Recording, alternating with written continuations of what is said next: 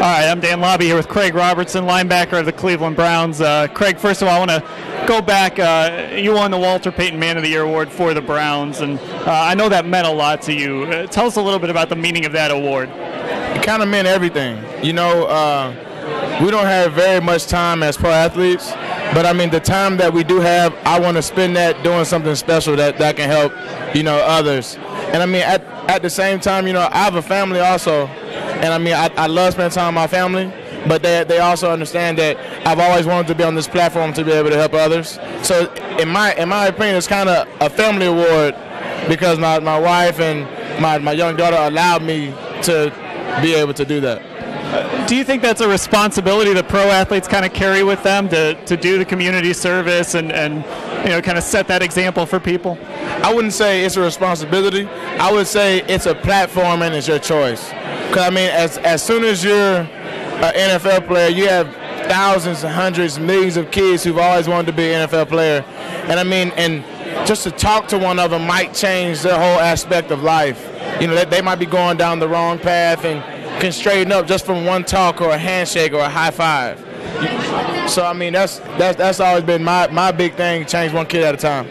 All right, let's talk a little football. You guys are coming off a 7-win season. You personally had a pretty strong year as well. What kind of momentum can you? I know the finish wasn't great, but the season overall 7-9. What kind of momentum can you take from that? What can you learn from that? The biggest momentum that we can take is that we saw what we had in each other as a team. You know, we saw what we could do when we all worked together, and we saw what not to do. And so that just shows a credit that we can build off on. We got things starting brand new. We have things continuing, but that's just going to show the growth of the team that we have starting from last year.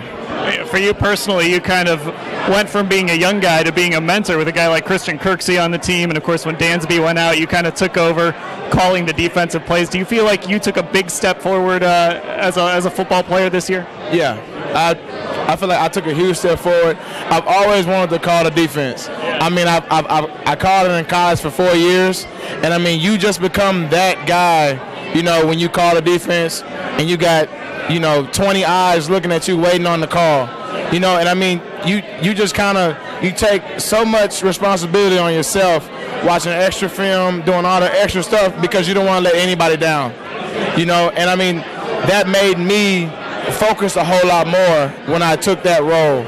And I mean, that's going to help me even when I don't call the plays, but that's going to help me prepare for games the way I did when I played Mike. Last question, I'll let you go. I talked about you being a leader, but what did you learn this year from having guys like Dansby, Whitner in that room with you? To be honest, I just learned how to win.